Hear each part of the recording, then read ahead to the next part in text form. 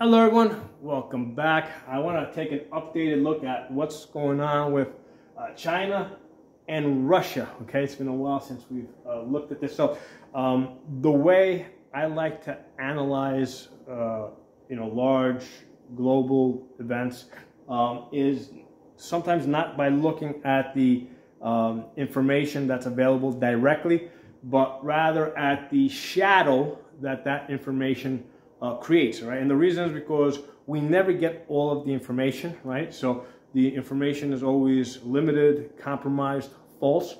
So I like to look at what's, what the results are, and that kind of helps me figure out what's actually going on. And the example that I like to use is, if we look at World War I, World War II, right?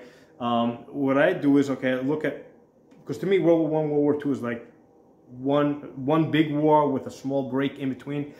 So prior to World War I, the United States and Great Britain were enemies. Okay, it's going back to the Civil War, where there was a possibility that the British were going to support the South and break up the United States. So that kind of continued all the way up to just before World War I. The United States basically, hated Britain for that. And also hated the fact that they were a world power, and if at all possible, they would have liked to stop Britain from being a world power, and particularly to cut Britain off from their colonies, right? Because that's where Britain was getting a lot of this power from, right? Because they had a colonial empire around the world, okay? So going into World War I, we know that the United States wanted to stop Britain from being a world war power. And then at the beginning of World War I, we can see that the United States is trading with both Britain and the Germans. Okay, so they're basically arming both sides, right? Selling arms to both sides. It seems like they were trying to actually instigate a fight between the two of them. Okay, and then we see the United States basically delays entry into World War I. A whole bunch of excuses why they came up with it. And then, ultimately, when you look at the end of this, which is when you look at what comes out of the end of World War II, we see that the United States accomplishes its goal of knocking out Britain as the world power, breaking up its colonies, and essentially taking its place as a world superpower. Okay, so again, I look at the shadow that is cast. What did the United States want prior to World War I and World War II? What came out of it at the end? And that's how I kind of figure out, basically everything is going to lead to that end goal, okay? So when we look at China, right, we're going to look at China, we're going to look at Russia. First look at China, and every day in the news we hear that China is our enemy. There's a potential war looming with China. And the first thing I look at is say, wait a second, we're still trading with China, okay? You don't trade with an enemy, right? You trade with allies. So if we're trading with China, they can't possibly be an enemy, okay? So again, looking beyond what the news is telling us and looking at the shadow that's being cast by what's actually happening, we are trading with China. Now, first, let's talk about trade for a second, because a lot of people will say, well, we're losing this trade war with China, okay? And how do they come to that conclusion? Well, because there's more US dollars going out of the United States to China versus going from China into the United States, okay? So when you look at this from dollars point of view, it looks like we're losing this trade war with China, right? But then you stop and say, hey, wait a second, what are these US dollars? First of all, it's basically electronic money that's created in computers, right? What value does it have? Whatever value the U.S. government wants it to have, okay? And they can control the value of it by basically controlling the money supply. So the U.S. government controls the money supply. So without getting too deep into why money has any value at all, let's get money out of the equation, right? And let's basically look at this from a barter point of view, okay?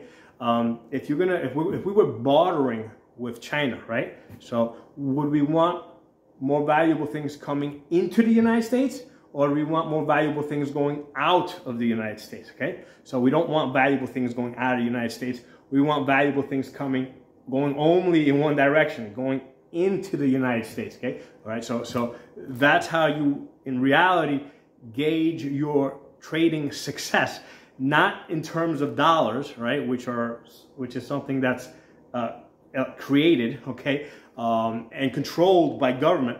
Look at the goods, okay? So let's take a look at those goods for a second, right? So when we look at the goods, we see there's three main categories of goods that I see being traded with China: technology, food, and comfort of living stuff. Okay. All right. So first of all, let's look at the food. Okay. So food is a really good thing to trade, right? Because or rather the excess food. So you grow enough food for your population, and then the excess gets traded because basically you're giving away grass, let's say, right? You're giving away something that you're able to grow more of, okay? So that's a good thing to trade, right? Bring in valuable things and give away grass or food or corn, or, you know. So it is definitely to our benefit to trade out food, right? Because if you don't trade it out, eventually it goes bad, right? The worms and maggots and stuff like that get into it and start eating it. So you want to get rid of the excess food, right? You can only store so much of it. Okay. So we're winning on the side of trading out food. We win on that. Okay. Now let's talk about technology for a second, right? So everybody's very focused on, hey, we're sending out all this technology, and the Chinese are stealing it. And they're infringing on the copyrights and the intellectual rights and all that kind of crap. And it's like, you know something? If we didn't want the Chinese to have it, we wouldn't be sending it out to them. Okay. So let's look at technology for a second, right? One of the things that, for example, we trade. I know that. I mean that Michael Bloomberg, right? Big Democrat donor, right? He became a billionaire doing business with China. Okay. So what does he sell them, right? Well, he sells them these computers that essentially run their financial systems, right? That's his business, right? He sells his computers to run their financial systems. So if you wanted, if all of China's economy runs on Bloomberg's computers, if you wanted to crash their financial systems, you don't think that they've got, you know, they've got programs within those computer systems to crash it, right? To manipulate it, to turn it off, or, you know, make the numbers go in whatever direction they want them to go. So if you're trading out technology, right, you've got a lot of control over what that technology does. Okay. So again, I think that when they say that, oh, we're trading out this technology and we're losing on that deal, I think all that technology is basically corrupted. Okay, those are just strings to pull them by and control them by. Okay, because it doesn't, like, again, looking at the big picture, it doesn't make sense to sell valuable technology, right, or to give away valuable technology. It does make sense to give away technology that will help you control the other side. Okay, so that's my thoughts on giving away the technology. I think there's a reason why they're doing it. They're making it seem like they don't want to do it, like their arms are being twisted to do it. But I think they're giving away this technology, selling this technology in order to control them better. Okay. Now, comfort of living stuff, right? All the stuff that comes into this country, like, I don't know, like this thing I'm holding over here, like this board, like all this stuff around here. All right. So all this stuff like this is basically created by Chinese slave labor. Okay. So we don't have slavery, we don't have cheap labor here in the United States, right? So what we do is we basically in turn export the slavery, right? So we're using the Chinese as slaves to make all this stuff for us real cheap. You know, so that's kind of how I see it. If all the stuff that comes from China, if it was being made here, we wouldn't be able to afford all this stuff. Okay, so we're taking advantage of the cheap Chinese labor. And if you really want to, basically look at the standard of living, right? So getting the money out of this consideration, because the money can be manipulated. Look at the standard of living of most people in the United States versus most of the people in China. Because I think even like the poorest person here in the United States has a cell phone, okay, and a television, okay. So I don't think that's the case with the poorest people in China or other places around the world, okay. So we're winning on the comfort of living, we're winning on food, and I'm pretty sure that we're winning on technology because we're sending them stuff, okay, I think in order to control them, okay, because the thing with technology is like if you don't fully understand the technology, you know, that technology can be used against you, okay, because you know, they don't know what's in that technology that's going over there, okay, or maybe they're trying to figure it out, but you know, again, there's a reason why they're importing it rather than building it themselves, okay. It's probably not that easy for them to build or to copy. And if that's the case, then they probably aren't going to be able to find all the bugs that are in it there to spy on them and control them, okay? And everybody makes a big deal of, you know, or not big deal, but everybody points out how TikTok is being used by the Chinese to, you know, basically collect, you know, data mine Americans, okay? Well, what do you think is happening with all the stuff that's going on, all the technology that's being sent over there, okay? So spying works in both directions. I think that there's a lot more spying that the United States does and controlling the United States does on China, okay? So let's move on from that. Let's talk about bribes, okay? Because everybody makes a big deal, and it is a big deal, but everybody focuses on the fact that the Bidens are compromised. They've been getting money from China, from all over the world. But don't lose sight of the fact that the CIA is the bribe master of the world, okay? They've probably been bribing Chinese officials and Chinese businessmen going all the way back to the 70s, okay? So you know, we just see the Biden side of this, right? What we're not seeing is all the bribing that the CIA and other agencies, NSA, are doing in China. Okay, and the CIA is so far as I know, is the bribe master of the world. And I remember back during the Iraq War, right? What they were openly saying, hey, what's the CIA doing in Iraq? You know, what's their function? Like, hey, we're going around spreading as much money as we can, buying up everybody. Okay, so that's the Iraq War. I don't know, whatever, a decade or two ago. So yeah, the CIA that's their business, right? CIA doesn't do James Bond kind of stuff, okay? CIA buys people, okay? That's their business, okay? So next, let's take a look at, okay, wait, so what's going on here? Why, you know, because it seems to me like there's all this focus on China being a potential threat to Taiwan, Japan, South Korea, India, okay? What's going on with that? And again, looking at the shadow that this is creating, we're trading with China, all right? So again, listen, if we're trading with them, that's an ally, okay? So what's going on with the threat side, right? It seems to me, right, that if our ally, right, our trading ally, is threatening these, you know, Japan, Taiwan, South Korea, India, it seems to me that we are using China to control Japan, Taiwan, South Korea, India. Okay. Now, on the side of India, attempting to control them, because I think the Indians are a little wise to what the United States is trying to do, and have said that they're basically, they're like are very keen and aware of what's in their best interest versus what's in the United States' best interest.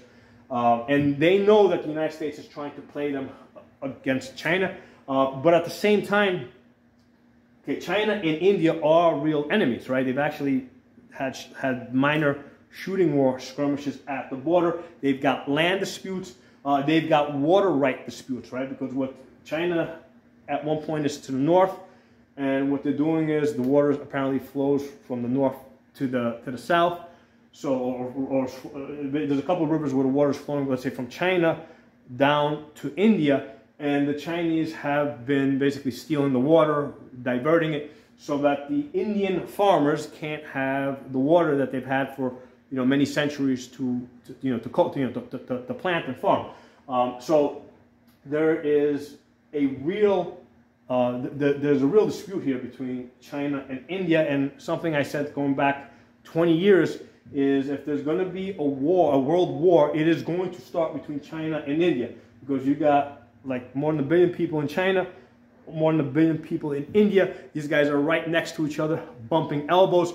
If you want to instigate people to go to war, those are the two people that you're going to prod, push and prod to go to war against each other if you want to have a real war, okay? So that's what's going on with all this stuff. And I think that the United States is using China to basically keep Japan, Taiwan, South Korea, and India under their control, okay? So that's the Chinese side, okay? That's, again, looking at the shadow that the current events are casting, okay? Again, the key thing here is that you don't trade with an enemy, you trade with an ally, and everything else is gonna flow from that, okay? Let's take a look at the Russia side here, right? What's going on over there? Again, looking at the shadow that the current events are casting. Well, who's benefited the most out of this war between Russia and Ukraine? Well, what's the result of it? Europe is scared shitless and has basically run back to the United States for protection, right? Under NATO. NATO is all of a sudden a thing, right? We hadn't heard of NATO for about 2 decades. All of a sudden, the NATO alliance is the big thing. Okay? Everybody wants to be part of NATO, right? So, the United States is using Russia, right, to control Europe. Okay, that's the big shadow that's being cast here, right? When we look at the shadow cast by these current events. So, what's going on in Ukraine? A gigantic war game, right, with live fire. That's what's going on over there. Okay, I didn't realize exactly why, but I thought it was very odd when the United States basically, that the United States got out of Afghanistan as quickly as they did. And, now I know why. The reason why they got out of Afghanistan is because they say, oh, wait a second, we're sitting here, we've blown up everything in Afghanistan and in Iraq. That's interesting. But there's this potential new war looming in Ukraine that's going to be a lot more interesting, with a lot more things to blow up, a lot more missiles that we can test out, and new war toys that we can test out. So this Ukraine war, I believe, is being driven by the U.S. military-industrial complex. They love developing and testing new weapons out, and Ukraine is the place to do that right now. Okay. I believe that, first of all, the United States, right, CIA, they bribe everybody around the world. All elections that are capable of being corrupted, they corrupt. This guy Zelensky that was elected, I'm sure that was a rigged election to get Zelensky elected, because they knew that Zelensky would do stuff to cause Ukraine and Russia to have a war. Okay, so I think that was this war is everything going according to plan. Okay, that's what this seems like. Okay, so this Ukrainian war, it's a gigantic war game with live fire to test out the new weapons to drive the Europeans into the hands of the United States, right? Now, what about this threat of a nuclear war? This becoming like, what are the chances of the United States actually attacking? The chance of Russia attacking the United States with these hypersonic missiles that every so often we are reminded about. Well, again, CIA is the bribe master of the world. They had already established them in the 70s themselves as the 70s. They were bribing people in the old Soviet Union, which was pretty tough. After the collapse of the Soviet Union, right, there was that period, between, I think, the Gorbachev, Yellen period over there, especially that Yellen period. I'm sure that the CIA basically rushed into Russia, or whatever it was at that point, Russia, ex-Soviet Union, and bribed everyone, bought everyone, okay? So all these hypersonic missiles that everybody keeps referring to, okay, who built those missiles? The people that the CIA bribed back in the 90s and early 2000s. That's who built those hypersonic missiles, okay? So all those missiles, right, all that advanced technology that the Russians supposedly have, it's been built by people that the United States bribed, and I would bet dollars to donuts that there's code, all right, in these missiles, in all these advanced weapons that can be controlled by the United States, right? Either to get them to, like, for example, if the Russians were to launch a missile towards the United States, there's effectively a homing beacon in there to tell them exactly when and, you know, where to shoot it down, or a turn off switch or whatever.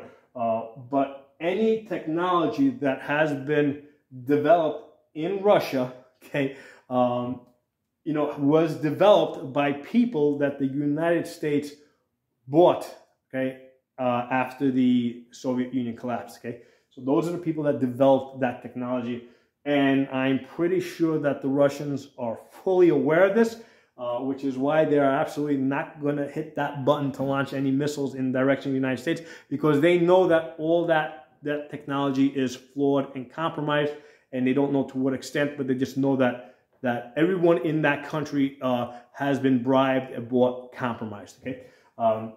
So that's why there's like zero chance that this could ever escalate to a war between the United States, or nuclear war between the United States and Russia, because, you know, first of all, the Russians dismantled a lot of their nuclear weapons after the fall of the Soviet Union, right?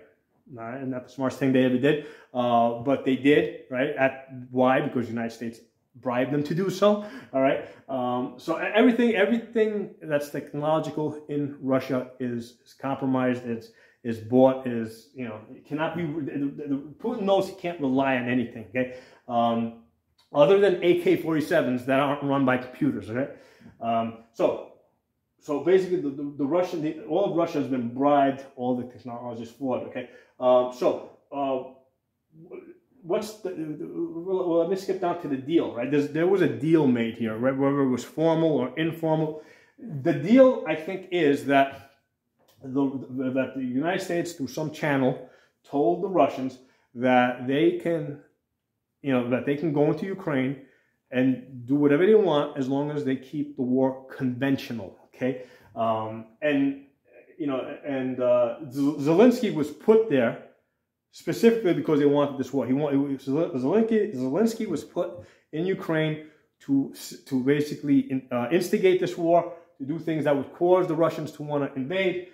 So they finally got the war that they wanted to, and the Russians fully aware that the United States is supporting Ukraine, and basically what's happening here is if the United States is sending weapons to Ukraine, so the Ukrainians can fight the Russians. It's pretty much the same as if the United States is fighting Russia. Okay, so but the thing is, it's not a real war.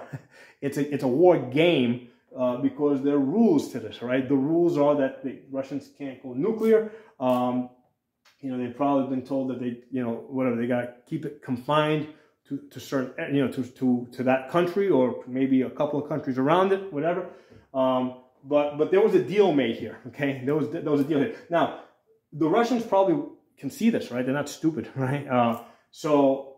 But they have no choice. They have to play this war game, and the reason is because there's bait involved, okay? The bait is the Russian oil, okay? That's the bait. So the United States saying, hey, we want to play a war game, okay? And these are the rules, and you have to play, because if you don't play, okay, you're going to lose your oil fields, okay? Whether it's because one of these Ukraine or one of these other countries are going to go up there and take the stuff. But the Russian oil fields are the bait to get the Russians to play this game, okay? And you know, as you can see, it's like, okay, well, you can have a pipeline, well, you can't have a pipeline. You know, if you do what we want you to, we'll let you have one of the two pipelines. So you got a lot of that stuff going on there. So bottom line is that the Russians have no choice. They have to play this war game because otherwise they're going to lose their oil fields. Okay, so this is my analysis. Again, looking at the shadow that the current events are casting. Okay, and let me know what you guys think. Do you guys agree? Do you think I'm nuts? Whatever. But this is how I see it. So thanks for watching. I'll talk to you all soon. I'll give you guys a close up of this little thing I drew up here.